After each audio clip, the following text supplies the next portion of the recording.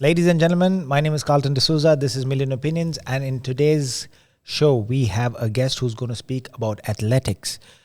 Athletics is one event where most of the time you have to be your own teammate, be it a sprint, be it any event. It's mostly you are the only one who's going to encourage yourself because, yes, you have your coach, you have everyone who's backing you, but on the field and in the event, it's all you. And I have someone who's experienced that as an athlete and a coach. So help me welcome Mohammed Sinan. Thank you. Thank you for having me. Sinan, tell me your story as an athlete and then what made you transition into a coach. Okay. So I'm still an athlete, still trying to compete, trying to make my best, improve myself, and keep going. So my journey started when I was in school. I loved athletics. My dad put me in athletics. So from there, I've been in love with the sport. Then come 2018, I started to go professionally. I got scouted into Al Wasl Club. Then from there, it started training. Then moved on into competing nationals, international competitions. Yes, and it's still going ahead. You were a student in the UAE. Yes, I was born and raised in UAE. I studied in Middlesex University. Yes, and I have been competing in UAE since I was in school. Then I've been doing national competitions in UAE, India, everywhere. I represent Al Hamriya Club in Sharjah. So that's my main local competitions I do in UAE. Then I represent India in the main big competitions. So how do you get to represent all these clubs and India? As in, is there a certain process or? So I was born in UAE. So that is a criteria that matters in UAE to compete in their national events. So we compete against all the Emirates, and it's a huge season. It's a huge event. It's big in UAE, and these times matters when we go to international competitions and stuff. So same. So these times matters to do the main outside competitions. And when I go for international competitions like the Grand Prix, World Athletics meet, I have to represent India, because that's my nationality. Yeah. So just because of your timings, then you are eligible to compete or represent India because you are Indian by passport. Yes. Okay. So there are certain competitions like World Athletic competitions. There's bronze meet, silver meet. So you have to hit certain standards to be competing in these events. Yeah. What was your best timing and the highlight of your career so far until now? It was in May. I did the Grand Prix, which happened in UAE, Dubai. So I hit my PB there, 46.63. Wow. Okay. Yep. So This is for which event? my main focus is 400, Okay. and I do 200 at times. Yeah. So, and you said you're still an athlete. Yes. So how do you manage your time for coaching? So I manage my timing around my coaching to train myself. So I have certain times for coaching. So I go to schools. I do the AIS Academy. So we have certain times. So I train in the morning. Then I come to coach. Then if it turns around, sometimes my coaching will be in the morning. Then I'll do my training at night. So I find my time to train. So what about rest and recovery? I find my time for that. Okay. So in a day, Yeah. how long do you work? How long do you train? And how long do you rest? So in a day, a coaching goes from a maximum of 4 to 5 hours. Okay. Yeah. So I train for 2 hours a day. So yeah. So it can be managed, but it's just about showing up. It's tiring, but you have to do it. Yes, because it can be very challenging doing training yourself and also doing a session for children. Exactly. Yeah. Because you spend a lot of time with these kids. It drains your energy. So yeah, but for myself, I prefer to do it before I start my coaching. So yeah, I spend my energy, a lot of energy into my training, then move on to my work day into coaching athletes. Yeah. And you train different age groups, correct? Yes. How do you manage the different age groups, and what is your style of coaching for those different ages? Yes. So I coach athletes from age of 8 till 25 years old. So we have different age groups. They come at different times.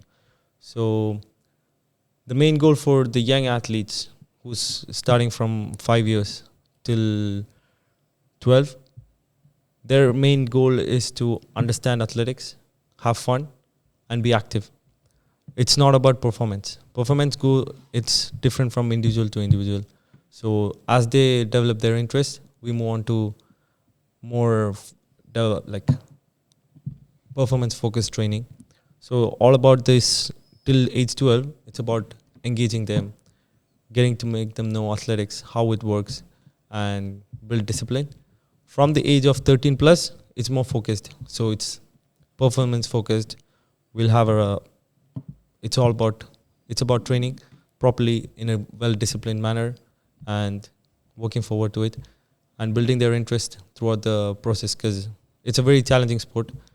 It's not a team sport. It's a very individual sport. So to have motivation for athletics, it's very hard.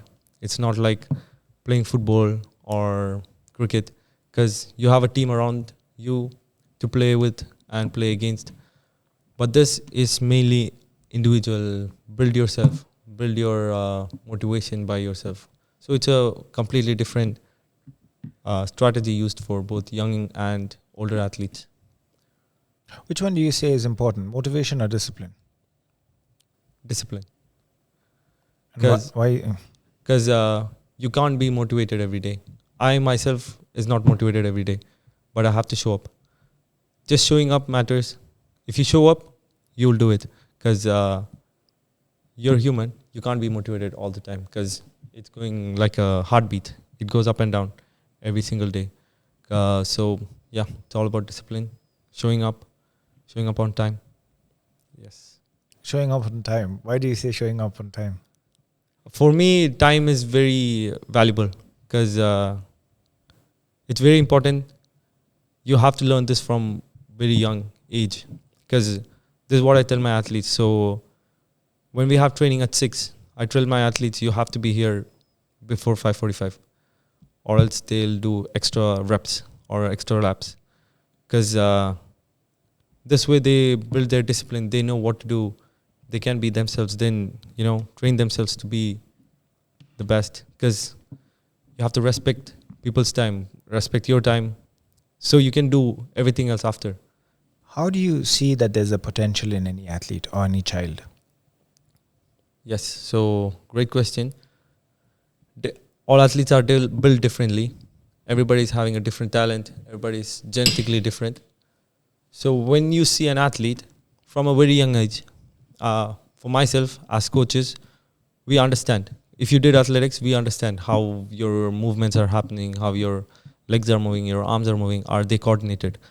So by seeing them, we can understand if you're moving well. So at that age, till you're a teenage, till you're old, you can still build by training every day.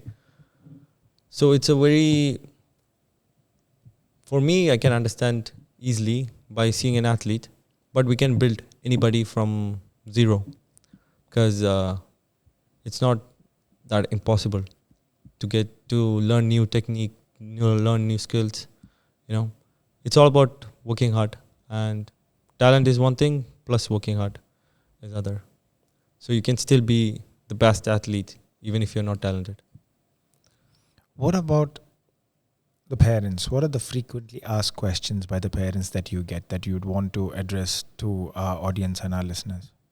So parents usually ask, will my child improve within a month, within 3 weeks, 2 weeks, because they're having a competition next week.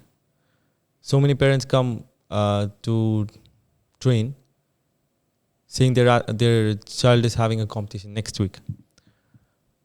That which is very unrealistic.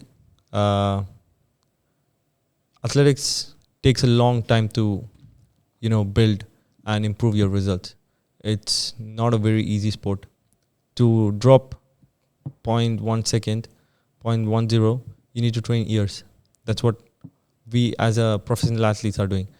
For young age group, the improvement is massive because they are growing.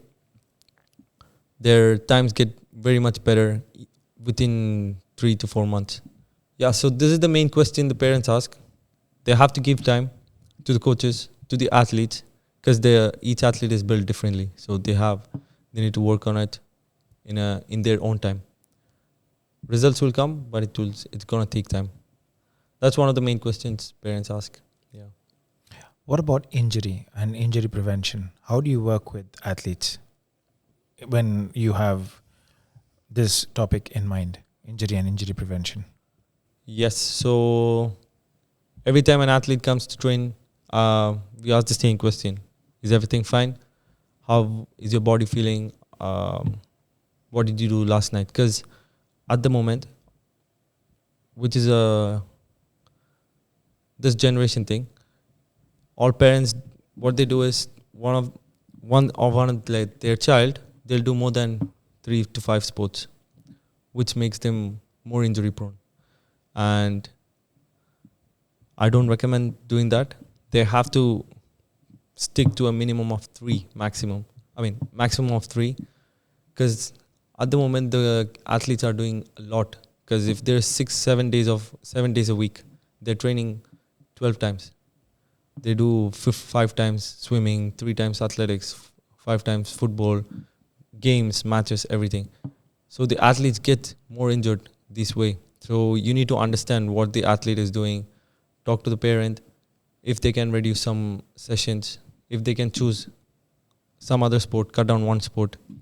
This way it's going to help them, because this is just breaking their muscles, not improving in one sport, not improving the other sports, because it's scattered everywhere. Their body's tired. They're still young. They need to recover. They have to sleep. They need rest days. At least, since they're young, they need to rest at least 2 to 3 days a week, but not training 7 days a week. Yeah.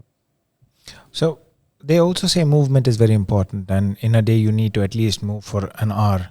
So you're saying that this is their activity is other than their PE times and other than their movement times, they're going for extra curricular or extra sports. Yes. So we are an athletics academy. We don't do training during school times. So we are training after school, like say at 5. Same like that, so many other academies are there, like swimming, basketball, volleyball, football. So these athletes are going to different academies to train. Another thing also, they are training in school, which is one. Then they're going to these academies to train. So they're training a lot, which is massive. It's a huge bump on their head. Since they're young, they don't know. So they're young athletes. They're doing what their parents are saying, and they're going into it, which I think it's a very wrong perspective to go to. They have to stick to at least 2 sports, 3 sports maximum to understand what their interest is. Then train them accordingly. Right. So not to overexert your body. Yes. Okay. What should parents actually focus on at home to support their child's athletic growth? You said that it is more like an individual event. So how do you think the parents can support their kids when it comes to athletics? So athletics, like I told, it's a very individual sport. It's a very hard sport. Performance takes time. So if you want to improve, you need to train a lot of years. Sometimes the improvement, you cannot see them. It's going to be very drastic. Then it's going to take a bump up or bump down. You should not be demotivated by this. When the parents see, their results are not getting improved, they'll be like, okay, the training is not working. But that's athletics. Maybe for 2 years, you won't see an improvement. Then it goes up massively because they're growing, they're still learning lots of other things, lots of other factors. Same like I told, they have to focus on the sport by not doing many other sports. If they're in, like, main goal is athletics, stick to athletics, do maybe one other sport. That's it. So they can see the improvement So parents can support it in that way, understand the athletes, give them the support they need. And what support do you give as coaches or as a coach when they go through their ups and downs in athletics or generally in life as they grow? Yeah, so we talk to every athlete. I talk to every athlete individually. I understand them, what they're going through, what they're feeling. If they have a competition coming up ahead, which is very important to do, because we do competitions at least once every month, which is a very important thing in their journey to understand their timings, their distance, what they're doing. So say one of the athletes is coming and saying, Coach, I don't feel like doing running now because I'm not motivated. I don't think like I'm that fast. So I'll sit them down, I'll talk to them, understand what they're going through. Maybe tell them, okay, don't do this one, do the next one. You'll show me you can do this for the next one. So you're more prepared to do it. What can be done to do the next event? So we'll work together and understand them. So they're happy, we are happy. We're not forcing them to do what they're supposed to do. We're making them and asking them to do their choice by pushing them in the right way. So athletics is more individualistic. Yes. How do you help that individual then be a team player? So we have made groups of so say I'm a sprints coach, so I have a sprints group coming every 3 days to train together, and they train with the same group every time. So this way they know this is their group. So when I started making these groups, I told you have to be here 15 to 20 minutes early. You will do the warm up together. You will help your athletes if they want to do, if they don't know, they're new to athletics and they need to learn. So they help each other. They come as a group. They warm up together. They stretch together. They do their drills together. Every time they train, they're doing it together. When it goes to competition, they're against each other. Till then, they're the best teammates. They are helping out each other. They are working together, pushing each other. When it comes to competition, they just compete against each other and back to being a team. So we do relays. We have team games in between at times. So this helps to build their relationship, be a team player, because it's a commitment to, if, for example, like doing a relays, it's a commitment. You are only 4 people. Each and everyone has a job to do. If one drops the baton, the whole team's disqualified. So they know what their stakes are and they work together. And it's helping them to improve as an athlete and a team player. Yeah. So now I'm going to ask you questions more focused on Mohammed Sinan as the athlete. So are you sponsored by anyone so far? No, not by brands. No. Not by brands. Okay. So Sure. how do you manage your travels and your competitions? Is it self-funded or is it partially funded by others as well? I'm a full-time athlete with the Al Hamriya Club. So they are sponsoring me. So it's part of the UAE government, and yeah, so I'm basically funded by the Al Hamriya Club. So they take me to competitions, they do my training, supplements, everything, clothes, shoes. All of them are sponsored by the club, which I'm lucky to have. Because it's, as an expat, a lot of athletes don't have this privilege. A lot of people still don't have the privilege because it's very limited. You can only have a maximum of 1 or 2 people in one age group who's not a Emirati or local. Because thanks to UAE, thanks for giving me the opportunity to do that. So I'm working because of them and with their support. Also, when I go to India, for their competitions,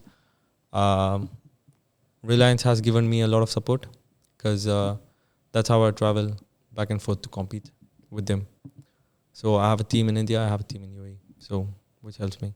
I'm happy for you, Sinan, that you have a local body over here in the UAE supporting you in the form of Al Hamriya Club. And also back home in India, you have the Reliance Group. So congratulations on that. Thank you. Your challenges, your personal challenges that you want to share that can help an athlete who's going through similar challenges get over it. The main challenge is working as a full-time coach and a full-time athlete. It's pretty hard. It's not easy. It's a very difficult thing to do because you have to train at least 5 to 6 times a week. You have to train your best because the stakes are getting higher. The athletes are getting faster. So you have to be there on top to be, and you have to show up. That's the main goal. And